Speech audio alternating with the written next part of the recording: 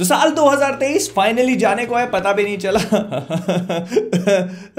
2023 जाने वाला, एक साल और निकल गया, कुछ भी पता नहीं लगा। और साल में बहुत सारी अच्छी अच्छी चीजें हुई, उसके साथ में बहुत सारी बुरी बुरी चीजें भी हुई। मैं पिक्चरों की बात कर रहा हूं, अपनी जिंदगी की नहीं। और आज हम उन्हीं सारी अच्छी और बुरी चीजों को एक साथ रिकॉल करने वाले हैं। एंड मैंने सोचा कि जब हम लिस्ट बना ही रहे हैं तो इसमें मूवीज के साथ साथ टीवी शोज को भी इंक्लूड कर लिया जाए। हालांकि बहुत ज्यादा नहीं है, लेकिन फिर भी मैंने पूरी कोशिश करी जितना भी जो कुछ भी हो। और मैं पहले ही बता दे रहा हूं कि इस पूरी लिस्ट में वो सारी मूवीज और शोज होंगे जो मुझे पर्सनली अच्छे लगे और जो मैंने देखे हैं। तो ऑफ कोर्स बहुत सारी चीजें मिस आउट हो जाएंगी, इसीलिए मैं चाहता हूं कि कमेंट्स में आप अपने खुद की लिस्ट बताएं, तो ऐसे मजा आएगा। पैटर्न कुछ ऐसा होगा कि पहले हम 10 बेस्ट इंडियन शोज और मूवीज पे बात करेंगे और उसके बाद आएंगे वर्स्ट। तो 10वें नंबर पे आते कार्तिक आर्यन और कियारा आडवाणी की सत्य प्रेम की कथा, जो कि मुझे लगता है कि इस साल की शायद सबसे बेस्ट लव स्टोरी थी। एक बहुत ही सेंसिटिव टॉपिक को उठा करके उसके आसपास एक लव स्टोरी क्राफ्ट करने की कोशिश करी गई एंड इट समवॉट वर्कड। जो सरफेस पे काफी सिंपल सी लव स्टोरी फील हुई, उसको स्क्रैच करने पे पता चला कि मूवी में काफी डीप सीटेड इश्यूज थे जिनको बहुत ही अच्छी तरीके से हैंडल किया गया, इसीलिए नंबर 10 पे ये आती है। नंबर 9 पे आते हैं मनोज वाजपेयी अपने कोर्ट रूम ड्रामा को लेकर, जिसमें एक और सेंसिटिव इशू को बहुत ही बढ़िया तरीके से हैंडल किया हुआ है। मूवी एक ट्रू स्टोरी के ड्रामेटिक रिप्रेजेंटेशन को बताती है, जिसको मनोज वाजपेयी ने अपने परफॉर्मेंस के थ्रू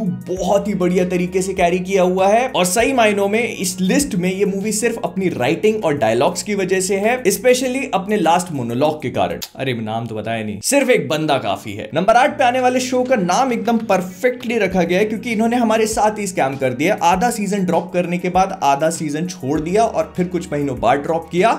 मैं बात कर रहा हूं स्कैम 2003 तेलगी की। जब स्टार्टिंग में 15 मिनट देखा तो मुझे लगा पता नहीं कौन से एक्टर को कास्ट कर लिया है, लेकिन फिर गगनदेव रियार का परफॉर्मेंस जब हिट करना शुरू करता है तो आई रियलाइज्ड कि इससे अच्छे से तेलगी के कैरेक्टर को कोई भी पोर्ट्रे कर नहीं सकता था। नंबर 7 पे आती है हमारी इस लिस्ट की पहली मास मूवी जेलर, टाइगर का हुक्म। रजनीकांत सर ने क्या परफॉर्मेंस दिया है। मैं इस मूवी को थिएटर में नहीं देख पाया था, लेकिन जब मैंने इसको देखा तो आई वॉज ब्लोन अवे। ये टोटली मास मूवी है, लेकिन उसके बाद भी इसके प्लॉट के ऊपर काफी अच्छे से काम किया गया है, स्पेशली इसके सेकेंड हाफ में जब वो ट्विस्ट हिट करता है और वो सोफे वाला सीन, भाई साहब मजा आ गया। एंड इन सब चीजों के ऊपर से अनिरुद्ध का म्यूजिक, लव्ड इट। नंबर 6 पे आ जाते हैं रणबीर कपूर और संदीप रेड्डी वांगा अपने एनिमल को लेकर, because you have trained me well पापा। मुझे पता है आप सब लोग सोच रहे होंगे कि एनिमल को छठे नंबर पे डाल दिया, अब अभी भी और कौन सी पिक्चर है बाकी है वेट फॉर इट। तो एनिमल 3.5 घंटे का रन टाइम होने के बाद भी एक कंपेलिंग स्टोरी बताने में कामयाब हो चुकी है एंड इट प्रूव्स कि लंबी कहानियां चल सकती है।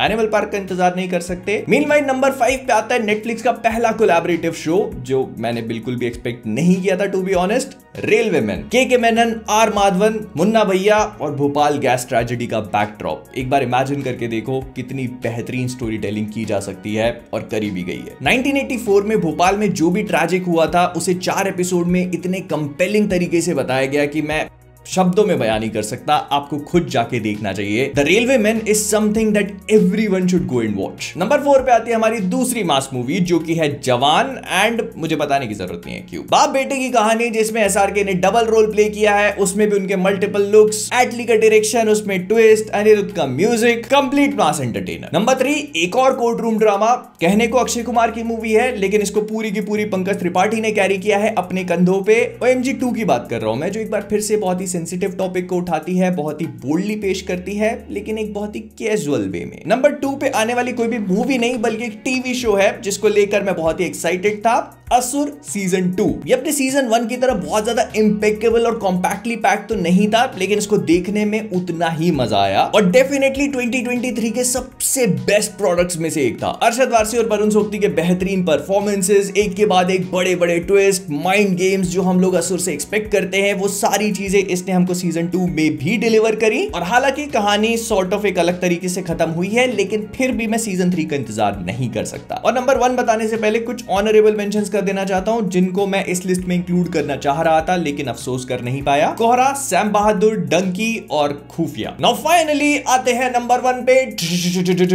नंबर 1 आती है आदि नहीं, वो वर्स्ट की बात अभी नहीं। तो नंबर 1 पे आती है विक्रांत मासी और विधु विनोद चोपड़ा की 12th फेल। इसमें कोई डाउट भी नहीं था, there was not even a single penny of doubt. 2023 में इस मूवी ने आई थिंक सिर्फ मुझे नहीं सबको सरप्राइज कर दिया होगा। जब मैंने इस मूवी को देखा तब तक इसके रिव्यूज ऑलरेडी आ चुके थे, तो ये पता था कि मूवी जेन्युइनली बहुत ज्यादा अच्छी है, लेकिन इतनी अच्छी मैंने नहीं सोचा था। अगर मूवी सिर्फ एक डिपार्टमेंट में अच्छी हो तो बात अलग होती है। ये मूवी वेल डायरेक्टेड है, वेल रिटन है, वेल परफॉर्म्ड है हर एक डिपार्टमेंट में। और जब तक ये पिक्चर खत्म होती है आप इतनी बार अपने इमोशंस को बाहर निकाल चुके होते हो, आपको पता भी नहीं होता, आपको याद भी नहीं होता, you are just so overwhelmed. तो 12th फेल मेरे लिए 2023 की हैंड्स डाउन सबसे बेस्ट मूवी थी। अब मैं आपसे जानना चाहता हूं कि आपकी क्या लिस्ट है बेस्ट मूवीज की। हम लोग मूव ऑन करेंगे वर्स्ट की तरफ, क्योंकि निंदा रस में जो मजा है वो किसी में नहीं दोस्तों। स्टार्टिंग ऑफ विद नंबर 9, क्योंकि यहां से 9 ही निकाली है मैंने, 10 मेरे को मिली नहीं, इतनी हिम्मत नहीं हो पा रही थी मेरे से। तो आती है राज कुंद्रा की UT 69। मेरा नंबर फेवरेट तो है 69 और इसी को समझ के मैंने पिक्चर देखने की गुस्ताखी करी। तो राज कुंद्रा की कहानी नई कांड पे आधारित ये पिक्चर, एक तो गंदी गंदी हरकतें करते हुए पकड़े जाओ और फिर उसके ऊपर पिक्चर बना करके पैसा कमाने की कोशिश, वो भी हग्गू। खैर नंबर 8 पे आती है अर्जुन कपूर की लेडी किलर। इनकी भी किस्मत खराब है, एक्टिंग इनको आती नहीं, एक्टिंग कर लें तो पिक्चर इनको मिलती नहीं, पिक्चर मिल जाए तो पूरी बनती नहीं। क्योंकि लेडी किलर एक ऐसी पिक्चर है जो पूरी बन नहीं पाई लेकिन फिर भी रिलीज कर दी गई। अब आप सोच लो कि अगर ऐसी पिक्चर रिलीज कर दी जाए तो आउट ऑफ क्यूरियोसिटी मैंने इस पिक्चर को देखने की कोशिश करी and it was a disaster bro. अगर आप पूछ रहे हो क्यों, तो मैंने जो 2 पॉइंट पहले बोले उनको फिर से सुन लेना कि पिक्चर पूरी बनी नहीं और एक्टिंग इनको आती नहीं। और नंबर 7 पे बड़े कमाल की बात हो गई कि एक ही एक्टर की बेस्ट मूवी और वर्स्ट मूवी इस लिस्ट पे चढ़ रही है, क्योंकि नंबर 6 पे कार्तिक आर्यन की आती है शहजादा, जो टेक्निकली अल्लू अर्जुन की एक पिक्चर का रीमेक है, उसके बारे में हम बात नहीं करेंगे, लेकिन इन्होंने एकदम बढ़िया तरीके से उसको रीमेक करने की कोशिश करी और ऑन द मुंह गिरे। पहले तो जो ट्रेलर निकाला था वो पूरी की पूरी कहानी बता देता, तो पिक्चर में कोई सस्पेंस बचा ही नहीं था करने के लिए, लेकिन फिर भी हम देखने गए। और क्यों देखने गए? तो चाहे वाइब्रेंट कलर्स का इस्तेमाल हो या बड़े बड़े बंगले, कार्तिक आर्यन की ओवर द टॉप एक्टिंग हो या अंडर द टेबल डायरेक्शन, सब चीजों में ये पिक्चर A1 है, एक नंबर। नंबर 6 पे आ जाती है 4 ladies thank you for coming बोलने के लिए। थैंक यू नहीं, सॉरी बोलना चाहिए इनको, क्योंकि पिक्चर को देखने के बाद वही लगता है। ये 4 लेडीज लोग कॉमेडी के नाम पे करेले का शरबत पिला के गई हमको, जिसको देखने के बाद कोई भी कम तो नहीं करना चाहेगा। नंबर 5 पे आ जाती है जोया अख्तर की नई मूवी, जिसमें उन्होंने शाहरुख खान की बेटी पापा की पिक्चर बेस्ट बेटी की, खैर ठीक है छोड़ देते हैं। इसमें आर्चीज है और उसकी कहानी को रिवरडेल के शहर में बताने की कोशिश करी है। रिवरडेल का शो नेटफ्लिक्स पे, जिसके 3 सीजन मैंने देखे, तो इसको देखने के बाद मुझे लग रहा है कि ये मैंने क्यों देख ली। सेट पीसेस तक ठीक था, आपने बच्चों को रेस्टोरेंट के बीच में गवैये बना के नचवा लिया, वहां तक भी ठीक था। ये एक्टिंग के नाम पे क्या बवासीर चल रही है भाई। नंबर 4 पे आती है सस्ती KGF, जो आप सोच रहे हो उसकी बात नहीं कर रहा। ये वो टट्टी है जो कभी उतरती नहीं, मैं कब्ज की बात कर, कब्जा। चाहे लाउड बैकग्राउंड म्यूजिक हो या अंडर सैचुरेटेड कलर, इसने पूरे के पूरे KGF को कॉपी करने की कोशिश करी, लेकिन उसकी बस एक इंपॉर्टेंट चीज को भूल गए, कहानी। नंबर 3 पे आखिरकार हमारे भाईजान ने इस वीडियो में अपना डेब्यू कर ही लिया, भले ही उस जगह जहां पे उनको नहीं करना चाहिए था। किसी का भाई किसी की जान, फराद नोलन स्नाइडर सामजीगिट बनाई हुई पिक्चर, जिसमें भाईजान ने अपना पूरा एफर्ट मारने की कोशिश करी या नहीं ये हमको नहीं पता, लेकिन फिर भी थी तो सही। I will tell my children this was Oppenheimer, because असली धमाके तो यहां हुए थे। नंबर 2 पे आती है टाइगर श्रॉफ की 4 लातों वाली पिक्चर, जिसको देखने के बाद लगा कि लाते उसको नहीं हमको मारी जा रही थी, क्योंकि ये तो टट्टी ही थी। नहीं, मैं इसको और मिठास दे के नहीं बोल सकता। अगर आपको और अच्छे से देखना है तो मेरा ये वाला रिव्यू जाके देख सकते हो। चाहे डिस्टोपियन फ्यूचर दिखाना हो या ग्रीन स्क्रीन हटाना, ये मूवी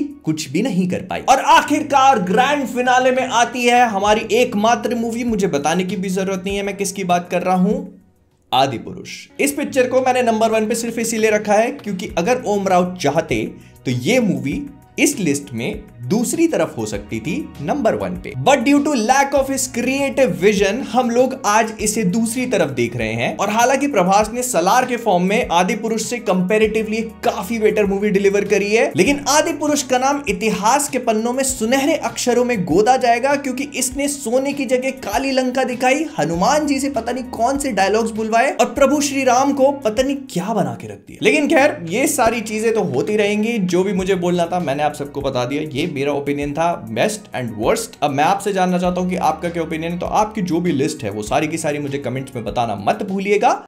देखते हैं कितनी क्या मैच होती है। तो विद दैट बीइंग सेड हम लोग इस वीडियो को यहीं पे रैप अप करेंगे। अगर पसंद है लाइक कर देना, शेयर कर देना। तो जाने से पहले फ्लिकवर्ड से मैं हूं मोहित और आप सभी लोग एज ऑलवेज बताओ करेले का शरबत पियोगे?